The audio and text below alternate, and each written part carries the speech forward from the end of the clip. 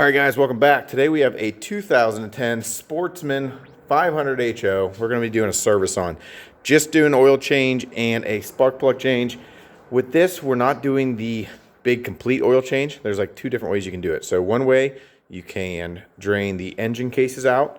There's a drain plug up underneath here. You got to go underneath the quad and get it. And then while you're doing that, you want to take this little fitting out that has that tube going to it. You take that out, and there's a little screen in there you got to clean out. When you do that job, you have to bleed the system on this. Now, this quad does not have many hours since the last oil change, so we're not going to do that. All we're doing is just cleaning out the reservoir, putting a new filter on it, and sending it on its way, and then we're going to put that new spark plug in. So let's go, guys. Let's jump into this. As always, any oil change you're doing, you want to make sure the engine is nice and warm. This thing is been sitting for a little while. So easy it is to start up. Choke it. You can turn the choke so it stays open.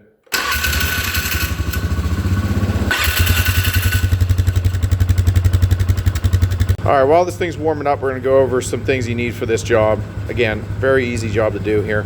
You need an oil filter. Here's a part number if you want to go off of that. A lot of these Polarises all take the same filter. And then the oil. Now, I do recommend running the PS4, the 550. It's a very weird oil. It's very expensive, but any of these Polarises are kind of weird when it comes to oil. So I always run that oil in it. Then here's the spark plug. We're running like top of the line, I guess, in this. That's what they wanted. So there's a part number on that too. All right, coming in the front left tire, you can see the reservoir here. Kind of zoom in. Here we go, so you can get a nice shot of it. There you go. And now this is going to take a 9/16 to get that drain plug out.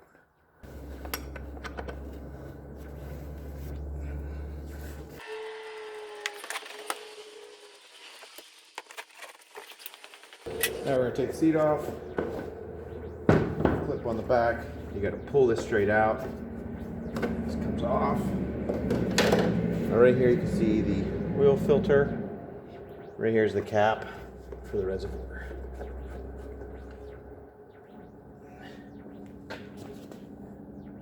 See, this thing actually takes, I'll see if we try to focus, takes a lot of oil in here.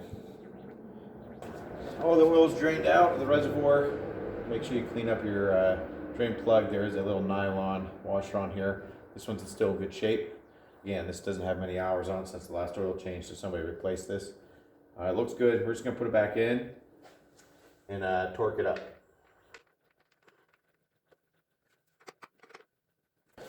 Next up, we got to change this oil filter out, so we're going to move the drain pan a little bit underneath. This thing is just covered in dirt down here, so we're going to put a little rag. Try to catch as much oil as we can so we're not making a massive mess. And then these should not be all that tight. You can use the tools. Luckily, I feel this one isn't that bad. No, not that bad.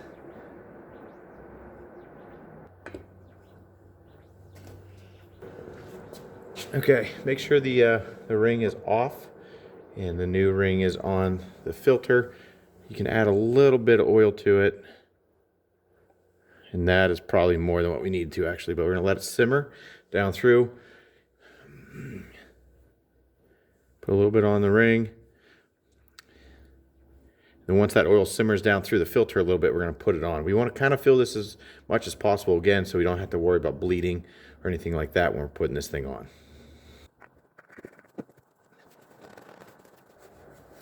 When you're putting these filters back on, you do not need to use any tools. Just hand tight, get a nice tug on it, and you're good to go. Oil filter's on, oil drain plug is on back in the reservoir. Move the cap again.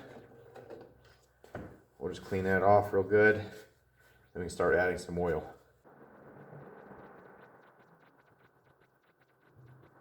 All right, so we got about 1 3/4 of a quart. So almost a little less than 2 quarts in here. Put the dipstick in. Just kind of get a rough idea how much oil we got in this thing. And it's just a hair over the full, which I like doing. I still have a little more room. I could probably put the full 2 quarts in. But what I'm going to do is leave it like this, fire the quad up, let it warm up a little bit, and then check the level again.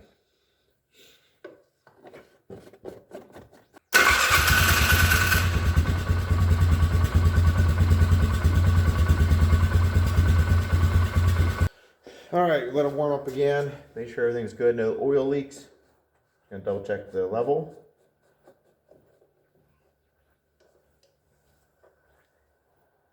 And it, just like I thought, it's just now on the full line up top.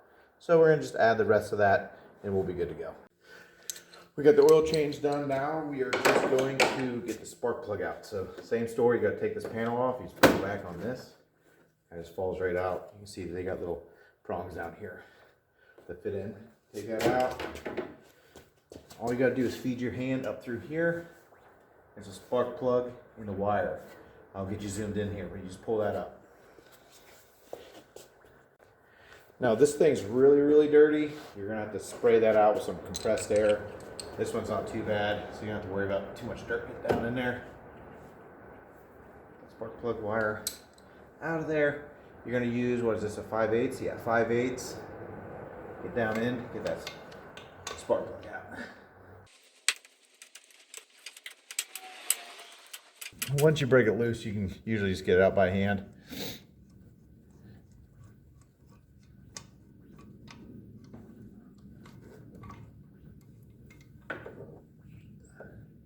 Just like so.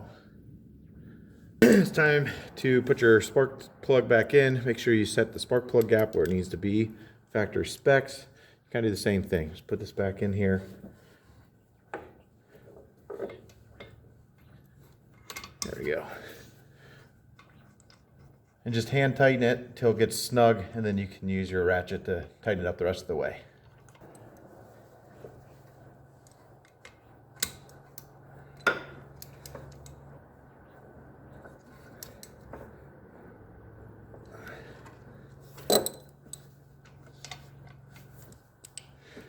New spark plug boot back on.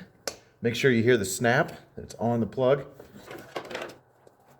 Okay, we're gonna button this up by putting the plastics back on, and we should be ready to rip this machine again. So I did forget, you do need to reset the wrench light if it's on the dash, which I will post a little picture of the instructions from Polaris on how to do that. Honestly, I just totally forgot to even record doing that part. But if you guys have any questions or comments, don't be afraid to leave them in the comment section below. It's awesome talking to you guys. And thanks again. And remember, God bless.